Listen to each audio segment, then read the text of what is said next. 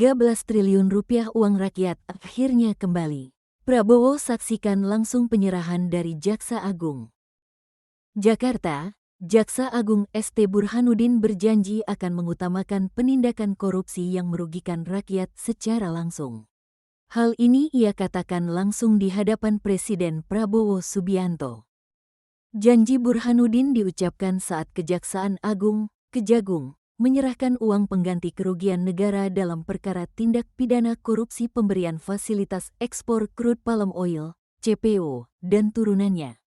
Adapun uang yang diserahkan senilai 13,255 triliun rupiah.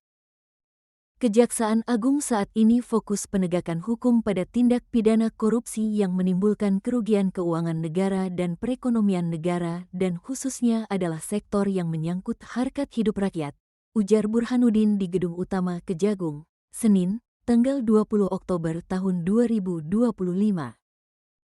Kita telah melakukan penindakan atas korupsi garam, korupsi gula, kemudian baja yang menyangkut harkat hidup masyarakat, kami mengutamakan lebih dulu, tambahnya. Burhanuddin menyebut pengembalian uang negara itu masih belum seluruhnya alias masih kurang 4,4 triliun rupiah.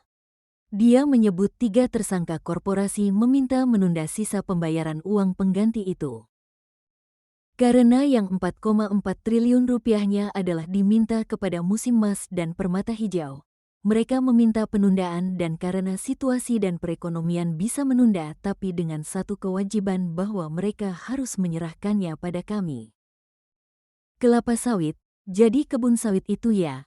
Perusahaannya menjadi tanggungan kami untuk yang sebesar 4,4 triliun rupiah, ujarnya. Lebih lanjut, Burhanuddin menyebut bahwa pengembalian uang pengganti ke negara ini merupakan salah satu upaya Kejaksaan Agung dalam memakmurkan rakyat. Bahwa keberhasilan Kejaksaan dalam mengungkap pemulihan kerugian negara merupakan satu wujud upaya Kejaksaan dalam mendekatkan keadilan ekonomi yang semuanya ditujukan hanya untuk kemakmuran rakyat, katanya.